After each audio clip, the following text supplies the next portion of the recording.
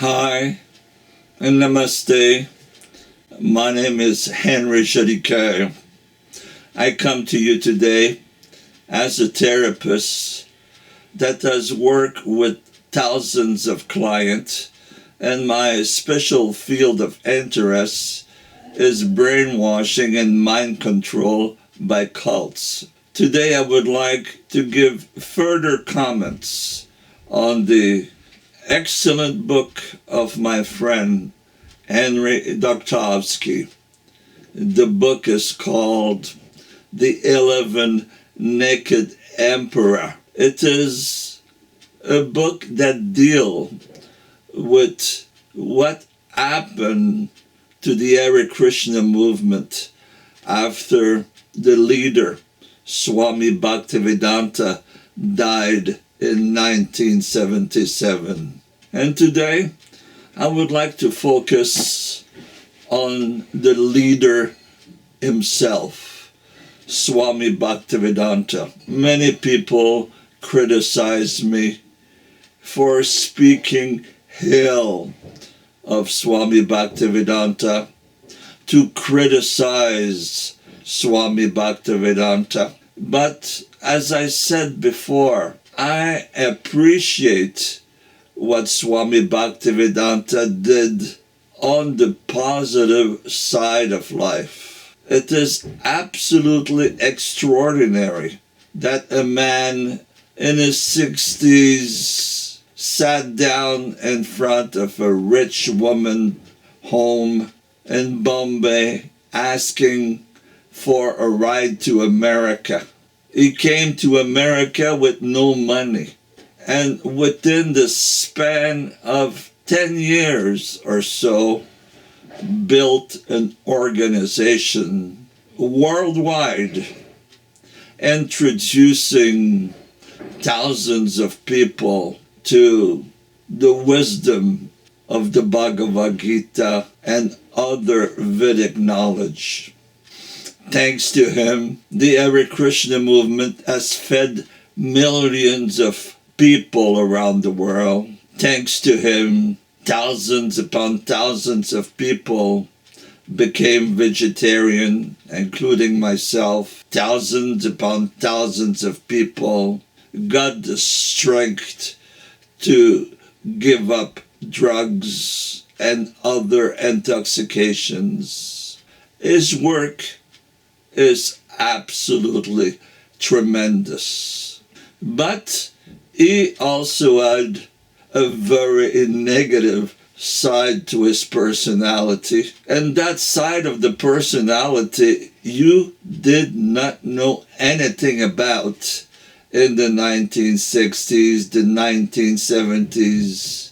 All the information that you could have about what Swami Bhaktivedanta was thinking, you would get from his books and from the reports of the leaders of the Hare Krishna movement that were close to him.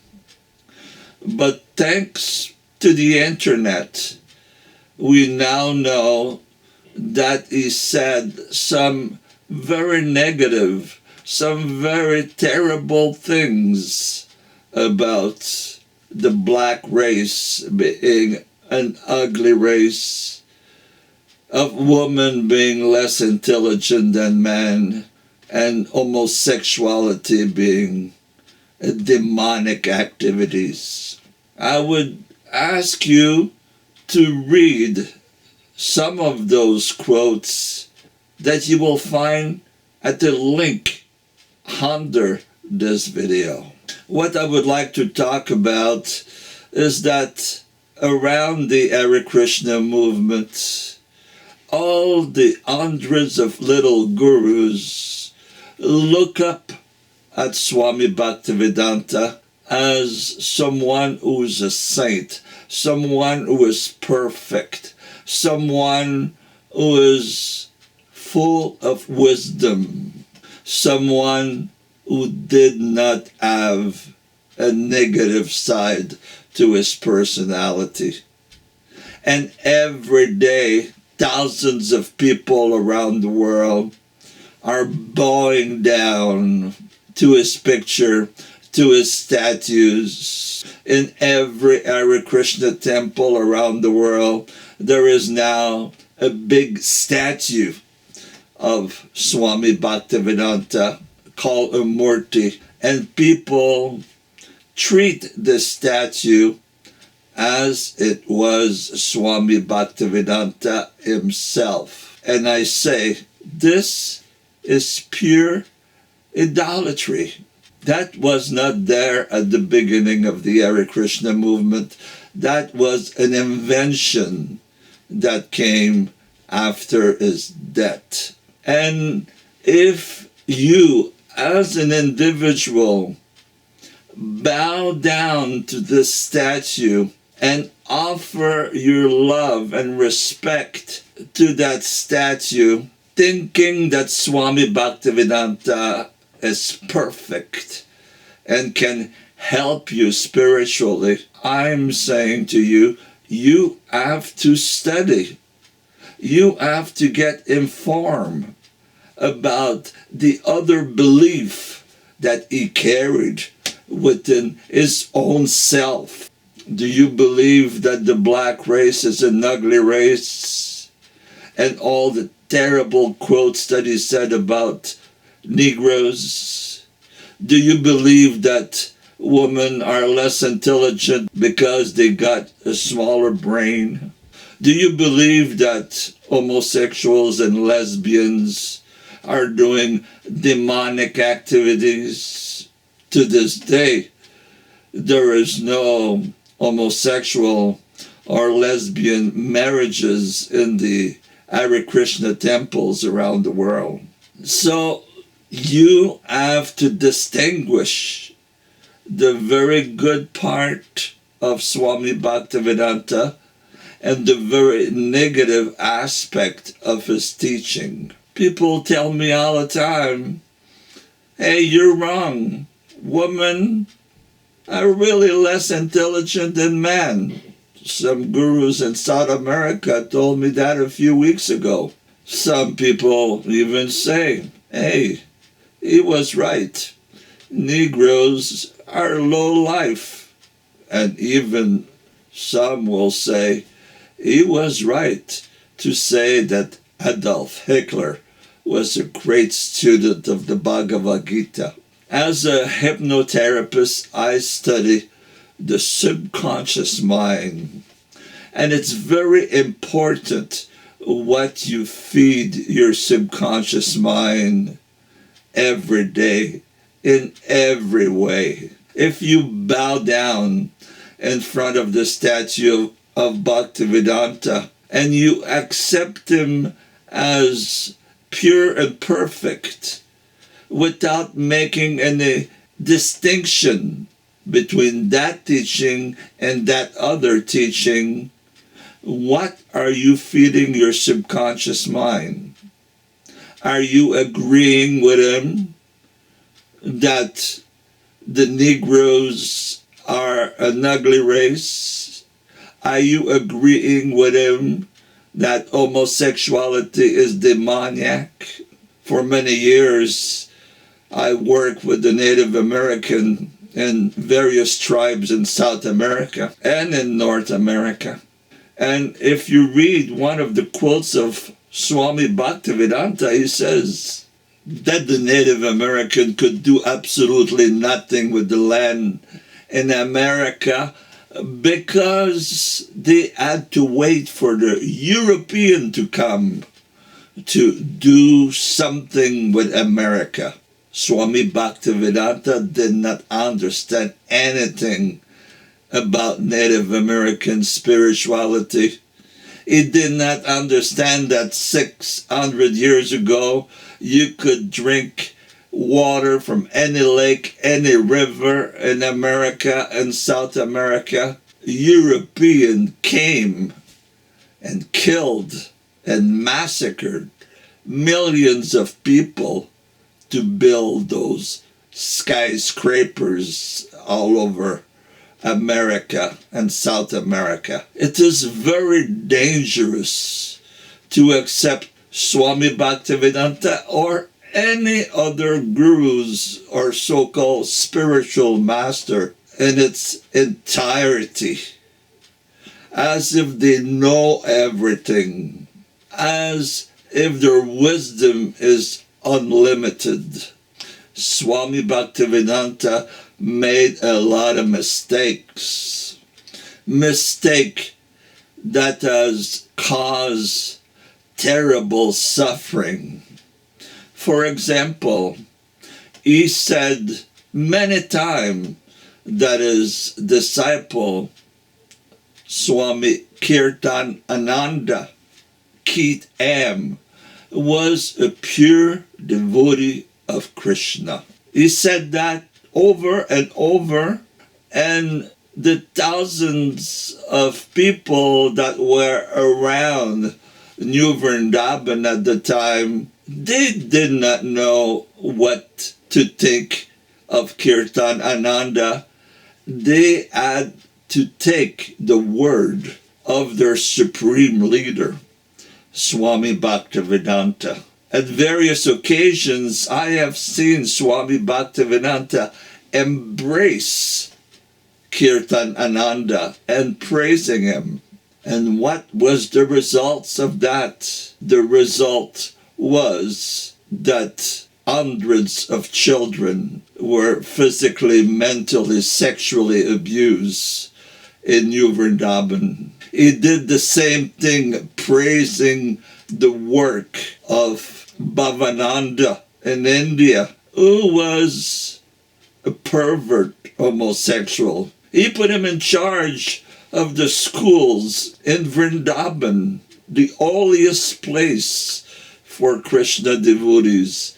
And many of those children were terribly abused. And between New Vrindavan and Mayapur, there are now more than 40 ex-members of those schools that have committed suicide because they could not live anymore with the terrible abuse that they had received in those schools. All this because Swami Bhaktivedanta had given his supreme opinion that Kirtan Ananda was a pure devotee and that Bhavananda was such a great devotee of Sri Krishna.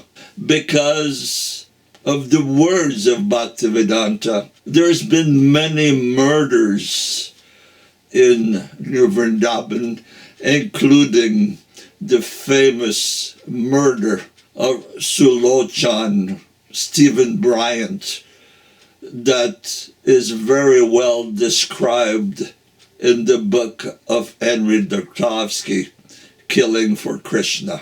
Some people in Iskcon and devotees of Krishna around the world would like to say that all the responsibilities of those killing, of those scams, of those sexual abuse among children was due to devotees in charge of various programs, and they never want to point out that Swami Bhaktivedanta was the ultimate responsible for some of the decisions that were taken.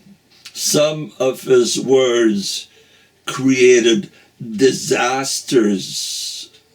Some of his arranged marriages from the very beginning in the 1960s turned out to be complete disasters. By the end of his life, he was taking money right and left to build various projects, including the temple in Vrindavan.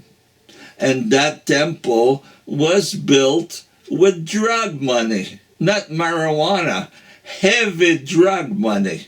He did not care or ask where this guy, Kripa, was getting the money. Eventually, this guy went to jail for several years for drug dealing, and all the money was used to build that magnificent temple. He was not asking any question. He was just taking the money to build magnificent temple before death arrived at his door. He was completely warned at one time that practically all the children in the schools in India had been sexually abused by pedophile. One of the pedophile was brought to him, and he simply told him, "Hey, go away, but come back on Sunday for prasadam." He never made a move to help those children psychologically. Never. He knew that if a sexual scandal was revealed to the press in India, it would be the end of Iskcon in India. So all kinds of use and abuse were just kept secret. I am eternally grateful to Swami Bhaktivedanta to have introduced me to Vedic knowledge, to have brought me to India, to have given me so many responsibility to serve him in the 1970s. Vedic knowledge is immense. Some people came to Iskcon and then they disappeared and became materialists. When I got fed up with the Iskcon philosophies and the Iskcon guru, I simply continued to study spirituality in other areas of Vedic knowledge and with many Buddhist teachers. And I must say, Swami Bhaktivedanta did put a seed in my heart in 1969 that has grown more and more years after years. I'm extremely grateful, but also, as many of you have done, you have to look at what he said that was wonderful, and you have to look at what he said that was completely wrong and dangerous. Many so-called devotees of Krishna around the world are accepting Swami Bhaktivedanta as pure and spotless, a person not to be criticized about anything. And I say that's very dangerous, to accept not only his good teaching, but to accept him completely good teaching and bad teaching and scandalous teaching. This is really not good for your emotional health, for your mental health, and for your spiritual growth. It is important if you find out that something is lacking in the teaching of Swami Bhaktivedanta, even if you were initiated by him. You should not be stopped to look elsewhere to fill up your heart with knowledge and wisdom and light. And you should be quick to reject whatever is impeding you to grow spiritually.